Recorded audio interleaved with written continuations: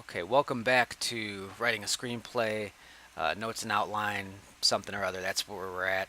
Um, Had a couple little breakthroughs with certain elements that I wanted to talk about, uh, see what you guys think, and see how this is growing a bit. I essentially came up with one of the segments. I think we'll find out. Um, I was talking about taking some of these ideas and mixing and matching and combining them and seeing what happens and giving a one-dimensional story more than that, so it's not just a one-trick pony of a story. And I think I might have that, and I think it could help with the overall lore of the narrative and what we're trying to do with it as a horror anthology title. um, So I think my notes are still pretty much the same from last time we talked. Oh, there's a couple more story ideas. Um, One of them here called Danger Things, like Stranger Things, obviously. Um, a group of youths try to solve a mystery and save their friend, but are all killed because doing that job alone as children is extremely dangerous. Nostalgia gags. Yeah, I'd love. I like the idea of a story that's very Goonies. That's very Stranger Things. Kids on the bikes. Oh, our friend's missing in the woods. Let's go. I saw old Mister Williker. Take him out there. It's like, oh man, let's go save the day. And it's like they just get killed. They just get murdered. Bad things will happen. I don't know a lot of the details yet, uh, but just the idea of that, I think, has legs. I don't know if it would be a long one or a short one, but I think that could definitely be interesting. Obviously, it's funny, once an audience member figures out what we're doing, they're like, oh, this is the opposite of how those go, because those kids usually win and they save their friend. I don't think that'll be the case, or maybe the friend doesn't want to be saved. There are a lot of ways to play with it, and that's something I'm going to be thinking about. Um, the next couple weeks. Oh, don't want to show that just yet. Don't want to show that just yet. Um, an unrequited love story. Definitely gonna put this in the script. Definitely 100% putting this in script. Um, Online dating, I think that'll play an angle in it. This is going to be the black and white story, the acrometapsia, where the person only sees shades of gray. This is going to be that one where we make color matter, specifically blood. Um, I've got a good, I've got a good little gag uh, set up for that. I think this is another one I'll probably talk about a little bit more in the future, um, as I kind of come up with some loose ideas for that. Still a city-based movie, I guess. Big city suburb. Like I said, it's probably gonna be suburban city. City names, nothing yet. This is new. Um, I'm thinking it's gonna take place over a weekend, like a Friday, Saturday, Sunday type of situation. It's not gonna be spread out. It's not gonna be one of those one day, morning to night type of stories, which I think, like a lot of the Halloween-based anthologies do that. It's Halloween, so it all takes place on Halloween. It's one day. I'm thinking over a weekend because we can play with at least a couple different nights, a couple different days, and as far as pushing a narrative, uh, I think that'll be helpful. I think that'll give me a little wiggle room. But right now, I want to talk about one of the stories that I'm pretty confident is going to be in uh, this because I pretty much wrote it. Not in screenplay format yet, but just I came up with the idea. So I think I'm gonna cover the screen here as I somewhat read this because I don't have all the details memorized fully. But yeah, let me just pitch it to you. Let me pitch you this idea. It's essentially it's about a teenage girl. Her name is Jill. It's a nice, lovely name. She's a nice, lovely girl, but she's grounded. It's a Friday night. She's grounded. Her parents are out. anniversary. So they're out. She's all alone upstairs in her room. And it's dark and stormy night. We'll see if it's stormy, but it's nighttime, and she's up in her room on the phone with her friend Melanie, and they're just talking girl chat. Melanie's giving her crap because she's grounded, and Jill thinks it's unfair, and Melanie kind of busts her balls up for it, because Melanie's going out later. There's a party tonight, and she's gonna miss the party. And jeez, sucks, sucks for you, Jill. Um, and she's walking around in her room talking on the phone, and she looks out her window, and she sees her neighbor, creepy old man, in his kitchen, looking at her through his kitchen window. So they're doing some window watching, and she spots him looking. I mean, he looks like he's a creepy looking dude, and he doesn't have, a kind face. Um, and she tells Melanie about it. It's like, my neighbor. Well, and of course Melanie, cracks wise, like, he's gonna come get you. He's gonna come get you. Maybe he likes you. Really, really set it up. Really start painting this as creepy, because she's alone. She's alone. Um, so yeah, so we established that, and the girls talk a little bit more, and the neighbor's still there, and it looks like he's like casing the joint. He's looking around, that kind of stuff. Very, uneasy. And eventually, here Melanie's gonna end the call. She's like, "I gotta go to that party, Jill. I'm so sorry. Have fun being grounded. Most kids would just leave and go to the party, but Jill's a good girl. She's a good girl. She's gonna listen to you know her parents' command, the grounding. She's grounded. So the girls get off the phone, and I think Jill, she goes to the window, and she looks into his kitchen window, um, and he's not there. He's not there anymore. Um, and she thinks maybe she hears something downstairs. You know, creepy, a little creepy. It's hard with horror screenwriting to establish atmosphere, because as far as screenwriting rules go, you can only say so much. If you can't hear it or see it, you're not supposed to put it in there. I've grown accustomed to breaking that when appropriate, and with horror, it can be very appropriate. You have to set the scene, and sometimes it's very difficult to do that by sticking to the pure, you know, screenwriting rules, which are very limiting. That's a whole other thing. It's a whole other thing. He's not in the window. That creeps her out. Does she hear something downstairs? She starts moving around, doing some of that. Uh, Boom, phone rings. Big, probably a jump scare. Easily a jump scare. Phone rings. Landline. Parents make sure she has a landline. This is probably something we'll have established, because why would a teenage girl have a landline in her room? It's for emergencies, we'll say. Um, we'll have to set that up somehow. And whether it's a line of dialogue or not. Um, and you'll find out in a second. We'll find out right now. Because she answers the phone, and while she does that, she looks outside the window, and in that kitchen window, it's the neighbor. It's the creepy neighbor. Um, Now, why would he have her cell phone number? Is the thought process. And as a writer, you have to think of all these logistics. Like, why? That doesn't make sense. Why would the creepy neighbor have her cell phone number? The neighbor might have the home landline, because adults are just like, if there's ever an emergency, here's our number. If something's an issue, just give us a call. We'll cut the bushes. The neighbors would do that. Adults would do that. He wouldn't have no reason to have her fucking cell phone number. But the landline, sure, we can sell that. Her having a landline in her room, we'll fix that with a line or two easily. So phone rings, jump scare. She answers it. She sees him, um, and he tells her. We find out why he was looking so hard at the house. He says, "Jill, someone's downstairs. I've called the police, but you need to hide."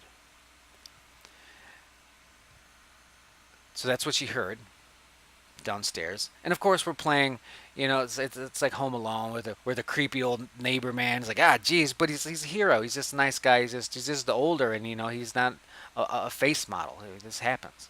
Trust me, this happens. Um, so he's actually, doing her a solid. He's been a decent guy this whole time. She's a teenage girl, and ooh, ugly guy. So it's fine.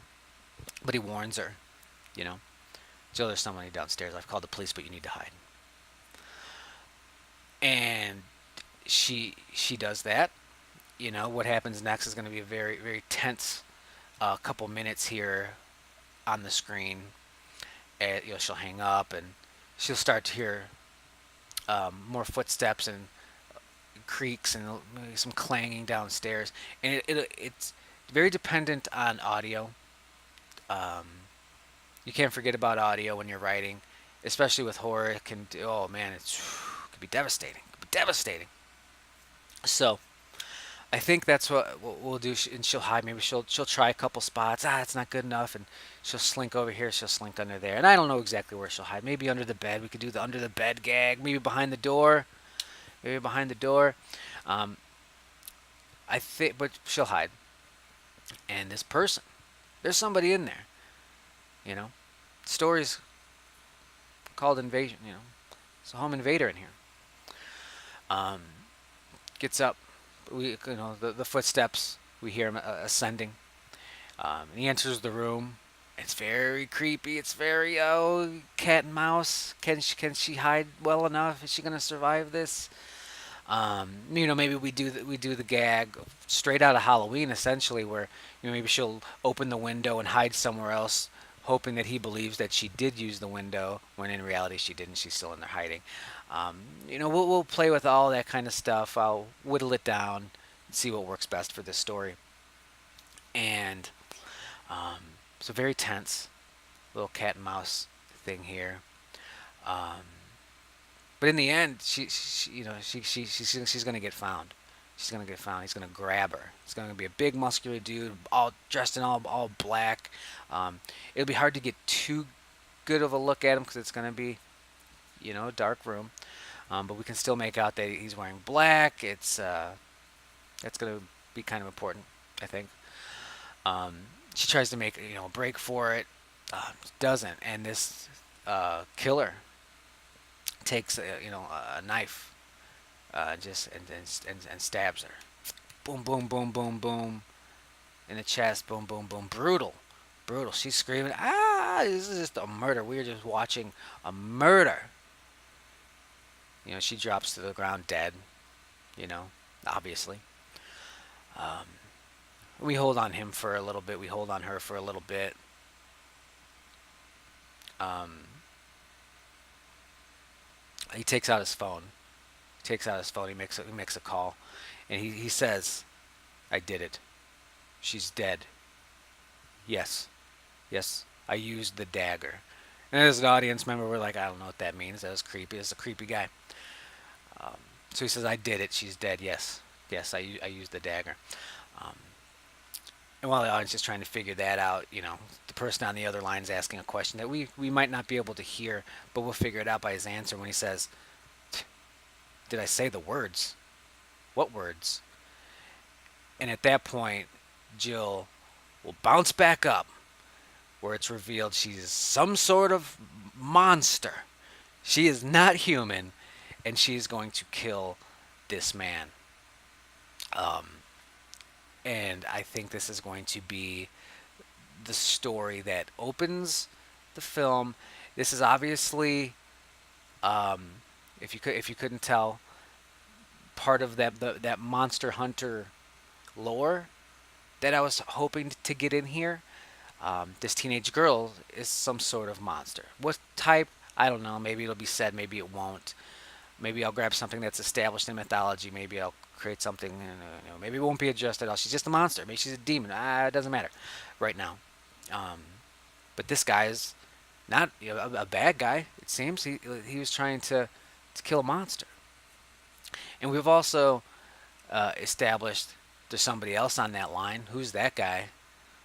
Apparently, there's magic words, and we'll get a good look at the knife that he used, and see that it is like a ceremonial, ancient sort of dagger. So we'll be playing with those elements. Um, so yeah, there's the screen. Boom, screen's back. Here's the story. It's called Invasion. One, because it's bit of a home invasion story, and it's almost an invasion by Jill and whatever type of monster she is. Um, and I think that's cool. I like having the titles there that are a little, little winky. I do want to have a callback to Jill and or the Hunter in other segments. Maybe the organization he works for. Is there an organization? Is it just him and this other guy? Because there is the man on the phone. This is a character now that we have available to us. We have the neighbor who we have available to us. We're starting to create that lore. We're starting to create a cast of characters. That universe that I was talking about, it's starting to come to light. So let me know what you think about this first story. Like I said, the weekend thing sounds cool to me. It's not written in stone, but this would be a Friday night opening of the movie type of thing, and then whatever the next story is would take place Saturday during the daytime. I think. Like I said, there's a lot of wiggle room. That is not even close to being written in stone. It's just a loose idea I have now. Um, so yeah, that's Invasion. I would love to do that. Ghost Story. We talked about all of this kind of stuff. Evidence of someone inside the house. This is, yeah, that's gonna be good. That's gonna be good. Here's Story 3, the Monster Hunter story. We could come back to this later, where we could do that like Pulp Fiction thing, where we see the man from the opening, the guy that Jill has killed. We could see him later, alive and well, but it's obviously a story that takes place before his murder. We could do that. That really messes with my weekend idea where it's sequential, but definitely an option. Obviously, this Jill stories kind of messed this up, but it looks like I'm going to have plenty of ideas for stories. Although here's another one, Home Invasion one. I don't want that to be story 6 now. I don't want that. And matter of fact, get out of here. We still have the crime cover-up story. I'll leave this here for now. See if I want to come back to that. So I think what I'm going to do is I'm going to start working on the characters. Probably do that now, because who do we have? We have Jill. We have the neighbor. Let's call him Mr. Hill. None of this matters right now. Melanie. She's a very minor character. She's just a voice. Although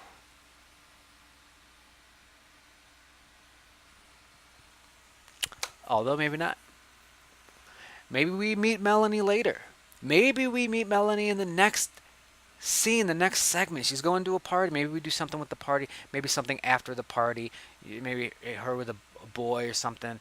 I don't know. I don't know. A lot of options there. I'm going to write that down. Melanie segment. Callback. Party callback from segment 1. Invasion. These are thoughts for me. So yeah, I think. Let me know what you think of Invasion. I like the little twist. It just looks like a guy's entered the house, is gonna kill the girl, and then we do a little flip job there at the end. Not just a flip job, but creating some very interesting story elements that I think would really get an audience wondering, what the hell was that? What dagger? What words? Who are those people? I get it. She's a monster. He was actually a good guy in disguise, essentially. I understand. But what? And I do want to give an answer, somewhat, to that what. I think it's unfair to have to leave that unsaid, um, unanswered too much. I think that's a little cruel to an audience. You can't just give them a taste like that. You gotta deliver. That's a big thing with writing in general. It's like you can't just give them a premise. You have to complete your story. It's so messed up to not do that. Melanie Monster Hunter does not have a name, even in my head. what's a tough name? What's a tough name? Um, Horus. Horus seems maybe like an ancient name, maybe like an old timey name. We could play with some of that kind of stuff. Winston. What are some old timey names? I don't know. We could just we'll play around with that. We'll play around with that. So we have Jill, Mr. Hill, and Melanie, and this guy. That's who we're playing. And the parents. I'm not even gonna put the parents down. I'm not even gonna put the parents down.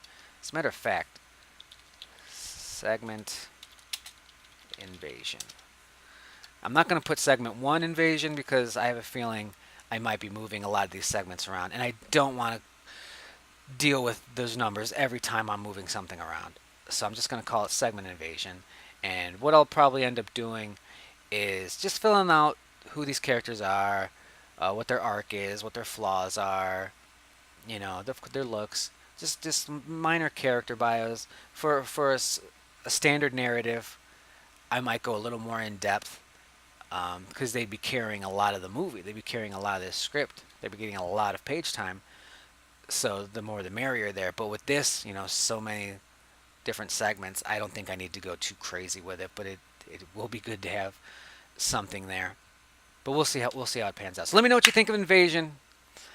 When we come back, I'm gonna have a little more character stuff. I'll probably have another segment fleshed out a bit, maybe overall lore stuff. We'll find out. Thanks for watching, and I will see you soon.